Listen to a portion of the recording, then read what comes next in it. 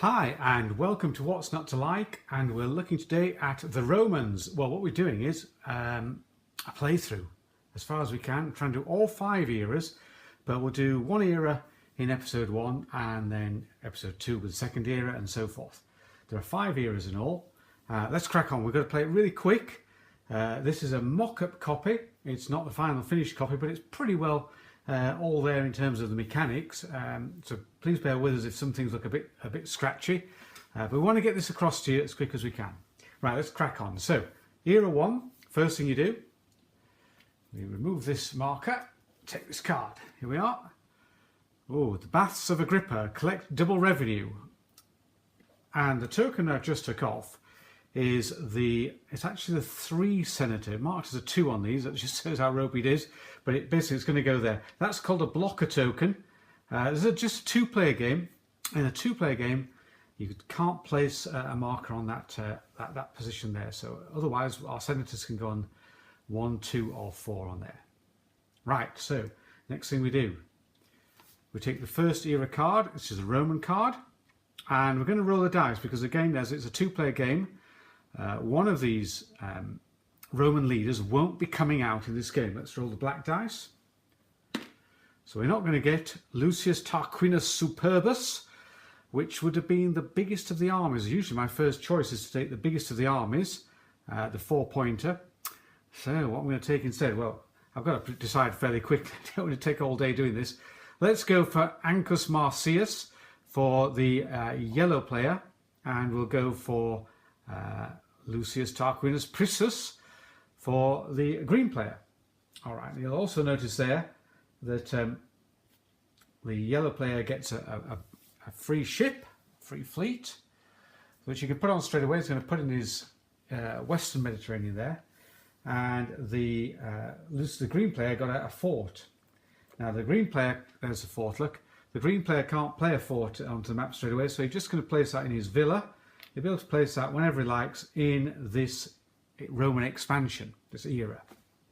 So, ready to rock and roll. Okay, we've got 4 of these senators. There's a 1er, we've got a 2er, a 3er, and a 4er. The 4er, being the old man, he's the best boy. And we can increase the rank of those senators if we so wish by going to the forum over here. Otherwise, we've got to play them into these buildings at the value they're at or at a lesser value. So, oh dear me, I've got to move on, crack on. Don't take too long, Steve. So, we're going to take a 2-point senator, and when we place a senator into these buildings, there's always a cost. These are resources placed on top of there, and I'll read it out. It says, this is a Castra Peregrina. This is where you get your Roman legions. Recruit up to 5 legions and you get 1 free legion. Well, let's take that to start with. And as you'll see now, you already had 1 legion there, so now I've got 2. The army size for Ancus Marcius is a maximum of 3, so it only needs 1 more army to make the sort of requisite size. The question is, does he want to go on ahead and kind of push the boat out a bit further? Oh, I forgot to do this, and this will happen, I'm afraid, as I go through this. We also get a sum of money. So although these are smaller armies, they get a little bit more money. So 4 gold for Ancus Marcius. They started off with 1, which I've noticed isn't there, so it's 5 for there. And 5 for Lucius Tarquinius. So put those over there. Right, so he's got plenty of money. Now it's often a good idea to get this money spent. So let's buy 4 legions. They all cost 1 gold each. Put them in the barracks, get your 1 gold change, crack on. That's the end of that, of the yellow's first phase there. Now over to green. Now green, I think he'd like to do the same, but I'll tell you what, we're going to run them fairly similar to begin with, because that'll show you some of the mechanics fairly easily. So he's got 2 legions already, so he's going to go down here. There's a very similar start. So blue marker in there. He's going to spend, he can only spend 4 gold, he can only recruit 4 legions, and there's no freebies, but he's only used that 1-point senator, so he's got that little advantage there. Places his 4 extra senators there, so they've both got equal size armies. So let's crack on very easily. We're going to take the 4-point general, it's a 4-point senator, and now we flip him over. he becomes a +3 general. He comes onto the map and he just waits now. Now the green's turn. He's going to do the same. Flip him over and he's going to come here. So that is the end of the senator placement, but now we get on to the campaign phase. So yellow is going to place the maximum army he can do. He's going to place 3 armies in there to join his general. And similarly green is going to place 3 armies in here to join his general. And let's have a look at what we're going to be fighting. So in this region, we flip over this native force. Now, can you see on there, this is not the final artwork, it's a little more confusing, but he's got there, he's got a city and he's got an army to fight. And that's worth 2. So the enemy's value, little marker, comes on the attacker defender battle track here. The defender's got 2 and the Roman has got 3 for the general, 1, 2, 3 for the armies, makes a total of 6. Quite strong, big advantage, 6 versus 2. Let's look at this one over this side, the green player. He's just got 1 army to fight, so the enemy's even weaker there, and he's got 6 as well, so it's 6 versus 1. So fairly easy peasy. What happens now? Both maps, all players who are campaigning will share the same dice roll. So the white is the Roman and the purple is the enemy. Let's see what we got. So the Roman is going to add 2. Now don't move the markers. They're going to stay the same for this particular battle round. All right, we'll explain why in a minute. So the Roman adds on 2. So over here, 6 of 2 is 8, and the blue adds on 3, it's 5. So 8 versus 5, that's an easy win. We take off the enemy force, throw it in the pot, and you may have noticed he got 1 gold for destroying that city, so that goes into his stick there. We place a legion there to garrison that, and we're going to move on, and we're going to go south here with this army, and we're going to turn that over, and he's just going to wait, because at the same time that we rolled those dice for the yellow army, these also apply to the green army. So all this is simultaneous, so we can really crack on even in a 4-player game. So that's another easy win for the green player. You don't need to do these calculations all the time. It's absolutely bog standard, easy to work out that if you've got this sort of advantage, you're going to look some pretty freakish dice rolls to not win these combats. So don't think you've got to do every single calculation. So that's an easy win. Into the pot it goes. No gold for there. Garrison that fort. He's going to go. These maps are all different, by the way, in the final game. So we're going to go. Yeah, we're going to go up here. We're going to go towards the gold in the north up here. All right. So he's facing 1. He's facing 2. Now notice the army size has dropped to 5. The armor size here's dropped to 5, but it's still versus 1. Here's a dice roll. 3-3. So again, easy win for the Romans. Off these come. No gold to do. Put them in the pot. And this army moves on to south.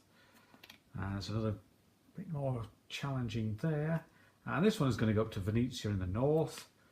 And that's fairly challenging. So that's 2. And that is 2. And now we're down to just 4. So now it's getting a little bit tighter. Should be a win though. Come on. Yes, easy peasy. Away they go. So when the Roman attacks and when the enemy attacks, you usually expect things to go fairly well and for victory be, you know, I'd say 70-80% of the time victory is assured. You want that nice quick flow through the game because there's plenty of stuff to do in this game. But that's your campaign. Simple as that. Now, next we've got 2 more senators to place in this era. What are we going to do? Okay, now one option for each player is to complete the taking of Italy. So I think this player is going to do that. Let's do that with this player. So he's going to go with this. He now flips over the 3 senator, becomes a +2 leader, and so he's going to go into there. This chappie, I think this chappie might just jump ahead a bit here, I think. Yeah. Let's do this. Okay, so he's got a little bit of money. He's going to go into here. He can raise the ranks of senators by up to 3. So he's going to pay 2 gold. He's only got 2 gold. It costs 1 gold for each rank. So, but he can change his 2er now into a 4 rank senator and sits down in there. He could have raised any of the ones, even the ones on the board. But obviously it's good to raise this one because he's going to still play that one. So he's going to have an advantage through the game, of course. That's not just this round. that's going to continually advantage him. Okay, so here we are. So he's on his own, the yellow player, now doing his campaign. Let's see how he gets on. 3 armies going. He's got 5 versus 2. So he's going to see how we get on. Yeah, that's another easy win. Another gold. He's doing well, isn't he? Nice. Now, you'll notice he's taking the whole of Italy. We'll come to that in a minute, because I'll show you what significance that has in the game. He's going to carry on. Now, you will notice, I don't know if you've seen these are resources. This is what he's aiming to get, because that's what you need to get your buildings going and things, and that's where your revenue is going to come from. So that's why it's... Oh, hang on.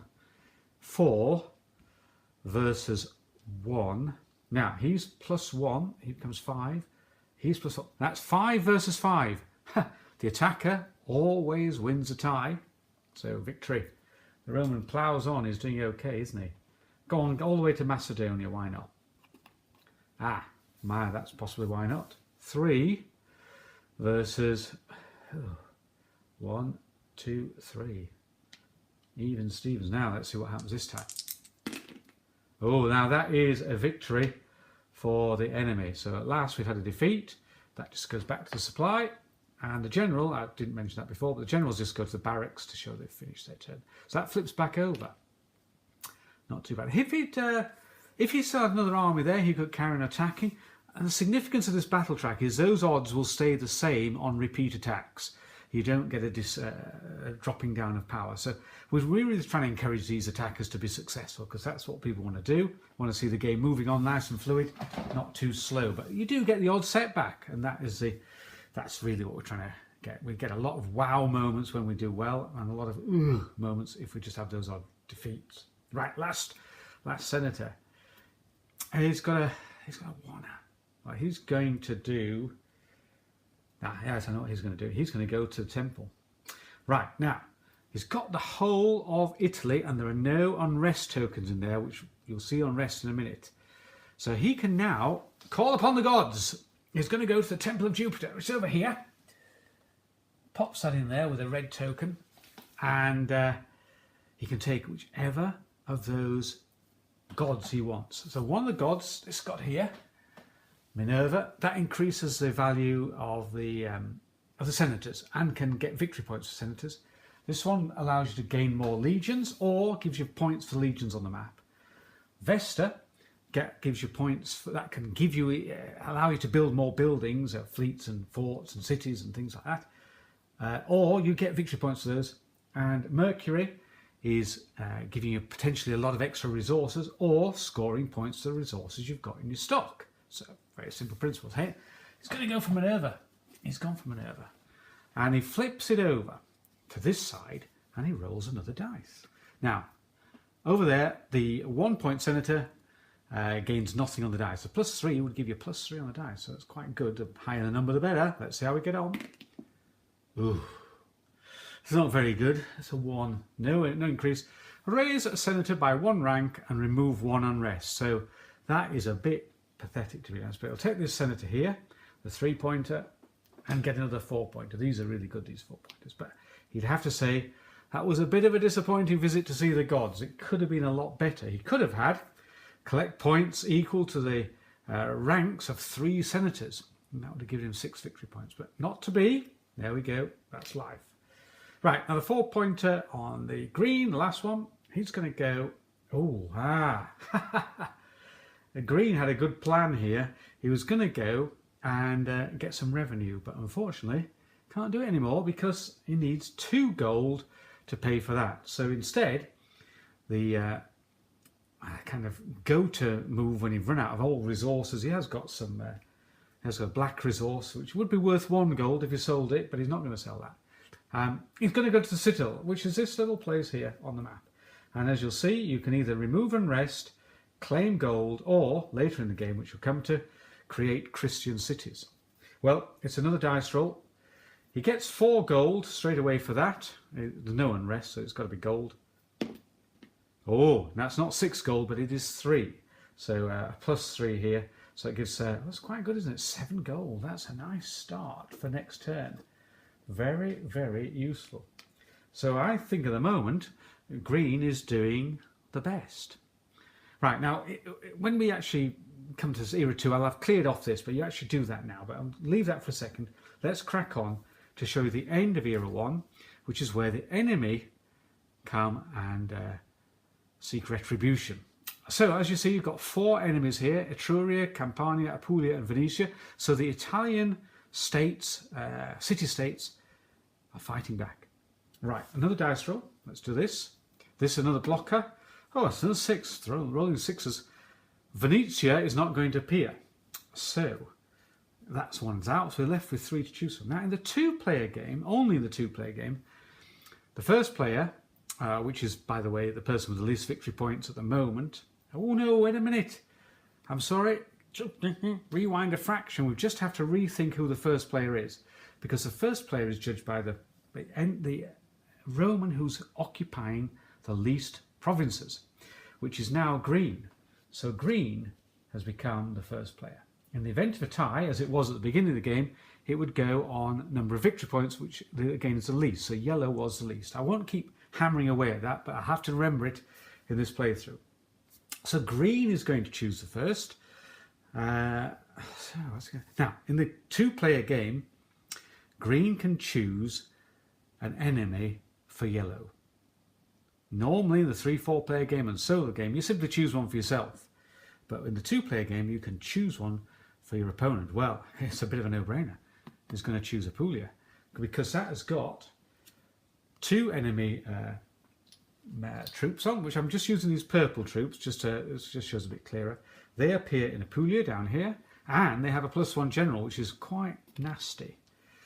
Leaving the yellow now to choose for green. Well, in order to be awkward, he's going to choose Etruria, because that resource symbol is there in Etruria, see? So 1 army only goes into there. Right, let's do the combat. It's exactly the same, apart from the fact that it's the enemy attacking. So enemy here has got 3, the Roman has got 1. Over here, it's 1-on-1. Roll the dice. Ooh, big win for the enemy. This comes off into supply. This comes off into supply. That stays there. Now, here we have the first bit of automatic play over and above just coming on the map. So obviously, in this sort of game, we have to have very, very clear rules as to where this little army is going to march to now. And what it does, it aims for the nearest city. And if there's any tie on the nearest in terms of movement or distances, you go towards Latium, which is the province of Rome, of course, itself. So very straightforward. It's going to move up to there. And now the odds are 2 versus 1. Notice this attack has finished, so there's no more attacks here. Ah, a win for Rome. Everybody goes hurrah. Well, at least the yellow player goes hurrah. Take that off. This goes back to the supply, and yellow survives it. Right, now we're going to get rid of those enemy, and by drawing a native force from the pot. And you can have a look at that, because we can't guarantee people won't see them, so we said, well, let people have a look and they can place them as they wish. Well, that's got to go in there anyway, so he knows that's quite a strong one. This one comes off. It could be that he's going to pull a yellow one. It could be he's pulled a yellow, you see. So you're not necessarily pulling your own ones out now, and that's to balance it up in case somebody's had a really rough start. Everybody can share the roughness. That's another, well, it's a toughie, but at least it's got the gold there, so that's going to sit there. And that is the end of Era 1.